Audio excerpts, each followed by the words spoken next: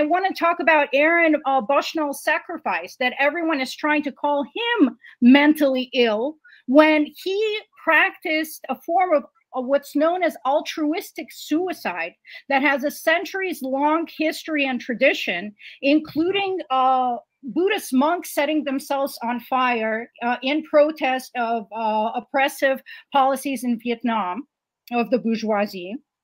So this tradition has existed for a long time. And there's another documentary people can watch called 66 Days. It's about Bobby Sands, who was in the IRA. I promise I'll wrap this up soon, Nick. But you good. I'm enjoying this. He was in the IRA, and he practiced violent direct action. He was arrested for bombing. I forget what it was, some kind of building. This is obviously in resistance to UK.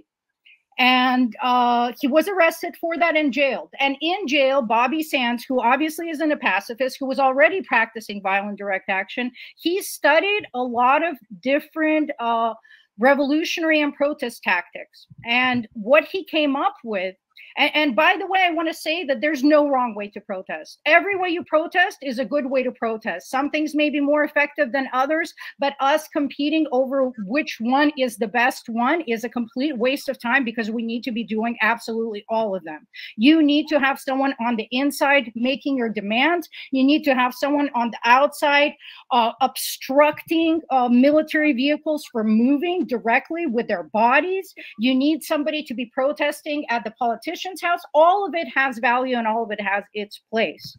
But Bobby Sands discovered that there's something unique that happens when you commit violence against yourself, that it forces your enemy to reconsider their position, because what you're doing to yourself is so difficult for a human being to comprehend, that you would be willing to put yourself through such suffering for something that you believe in, that it brings you sympathy to your side. You're also in the process not harming anyone else. So it is harder to vilify you, which is why they're mocking him and discrediting him as mentally ill, but they can't really vilify him because he didn't harm anyone except himself. So this kind of protest forces your enemy and even your allies to really examine the gravity of the situation, because you're willing to burn yourself alive. And there's nothing that's going to reach this level of impact other than an act like that. I'm not saying that everyone should do it. Everyone's like, don't endorse suicide. No one's doing that. We're not going to have some, outbreak of self-immolation that we have to contain. And I'm sorry, this might upset people, but I really do not like the fact that Americans want to bubble wrap reality not to get upset. People are dying. Babies are being fucking murdered. It is upsetting. You should see it. It should upset you. It should haunt your dreams. And it should do that until you're moved to act. Making yourself feel better and more comfortable by avoiding reality is a form of complacency. It's an apathy that has been instilled in you by this American system. And it is our job to overcome it. Now, I am also someone that has struggled with mental health issues. I'm not insensitive. I care about people.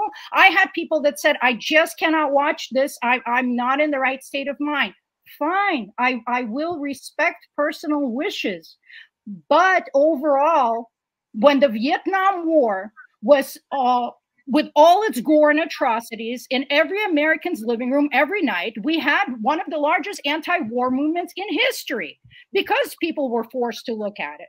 So we cannot afford to look away. Other people are living this. The least you can do is look.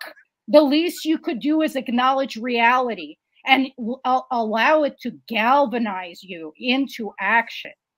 The tweet that Nick was showing was veterans protesting because they were so moved by Aaron Bushnell's act. Yeah, they're burning their uniforms. Yes, and Abby Martin's husband was there too, who's given a really famous speech. And Nick, can you please show the last tweet that I DM'd you? I want to show this tweet because I am always action-oriented. I don't want to leave you guys ever just hopeless or just pointing out the problem. Yeah, Um, this is good. This is good. Let's go so, to this one. so this is important, right? Because we've been saying for a while the messaging is you shouldn't be in the military, you shouldn't be complicit, you shouldn't contribute to it. Well, here's a way out. So this says, please share widely. U.S. service members who no longer wish to be complicit in their government's role in genocide and war crimes can assert their rights as conscientious objectors.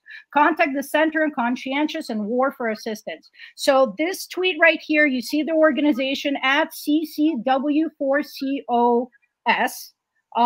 Please, if you're in military service, if you have friends in military service, if you're looking for a way out, if you can no longer be part of this, if you're seeing these images and it is moving you emotionally, and you are looking for an exit strategy, there are many veteran organizations that understand you and will support you. Remember, a veteran commits suicide every 22 hours.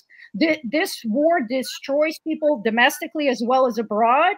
And if you fell into the army trap because you were looking for an education, because you bought into brainwashed propaganda, because you were a patriot for a country you thought was spreading freedom and democracy, for God's sake, let Aaron Bushnell's sacrifice show you what the reality is. He said that this is what the ruling class wants to normalize.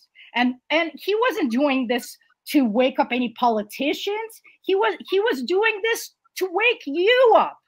He was showing you what he's willing to do, how far he's willing to go, so that you guys get up and organize, so that you don't be complicit in the belly of the beast. You know, Chase said that he envies Americans because we're in the belly of the beast. We have the opportunity to have the biggest influence over these terrorists. And right now, there are people protesting because of the Flower Massacre in the middle of Times Square. There's people protesting all over. Don't ever let them fool you into thinking that there's no one on the ground that wants to fight the system. You got to seek out these organizations. You got to seek out these people, and you got to organize in your communities. And my friends, another thing I really want to tell you is that there are 23 cop cities now being built in this country. We started with one. We're at 23 right now. The one in Memphis is exponentially bigger than the one that was being built in Atlanta. Who do you think they're building these cop cities for? Who do you think they're building these super prisons for? Our time is running out. Surveillance is getting heavier. All the violence you see abroad is originating domestically, and it's going to be reflected in our streets. How the Palestinians are treated today is a good look into all of our future. So even if you're not moved enough by other people's suffering, let self-preservation motivate you. Because I keep saying over and over every time I'm on that we got to do something, we got to organize. And I appeal to all of you, please do not just watch these podcasts, turn them off, and go back to your regular, ordinary capitalist lives. Whatever your means, whatever your opportunities, I know we're all tired and angry and we need help, but unless we save ourselves, no one is going to save us. So whatever action, no matter how small it is, if you're just going to help your neighbor get groceries, anything you can do to build community, to organize, to form mutual aids, do it. Do it today. Do not wait another day. Do not think that you are powerless. You are powerful. And like little drops of water, we can be an ocean. Yeah. And the last time on share, so we mentioned Aaron Bushnell. You gotta see how desperate the media and Zionist propagandists are trying to pretend that that he died for no reason. They're desperate to put this out there when it's the exact opposite. Like, we should be honored that we witnessed the birth of an anti-genocide legend that will be remembered forever. I had a viral tweet why explain this, because we were using a series of there were a lot of social media posts on Yemen, and that's why we knew about this, because there was a corporate media blackout. So as they was pretending that he died for no reason, there was a massive demonstration where they honored Aaron Bushnell in Yemen. And as you see here, and the reason why we know this is because of social media sources. They were building a statue in his honor in Yemen.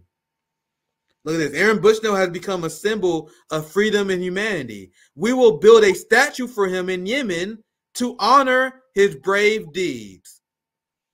So for all the people, all the psychopaths that say he died for no reason, when you die, 100 years later, who's going to remember your dumb ass for all the people who smear him? No one's going to remember you. You're just going to be another cog in the machine, another factory robot at the end of the day that accomplished nothing. This man will be remembered forever. You guys understand? I've seen people all over the world share his story. So in America, he's going to be demonized by the majority of the populace. He's going to be forgetting because you know how the winners, they write history. So maybe in the UK and the United States, he may be forgotten. But around the world, fam, in his new rising resistance to the United States, Israel, UK, new axis of evil, across the global south and in the Middle East, this man will be remembered as a legend forever. If you guys don't believe me, I don't have time. There's another statement I'm going to do. I'm going to cut this statement too. When you was talking about, I think it's a good Aaron Bushnell segment, Aaron, if you're watching. There are just a few of these. I was obsessed with what I think I woke up one morning, I was obsessed reading this because it warmed my heart to know that he would be honored as a hero. You know what I mean? Here's just a few reactions of Yemen social media regarding Aaron Bushnell and reaction in the Middle East. Humanity knows no religion or homeland. May God have mercy on him and accept him as a martyr along with all martyrs of Gaza. Shame and shame on the Arabs and Muslims and countries other than Yemen who did not even go out in demonstrations.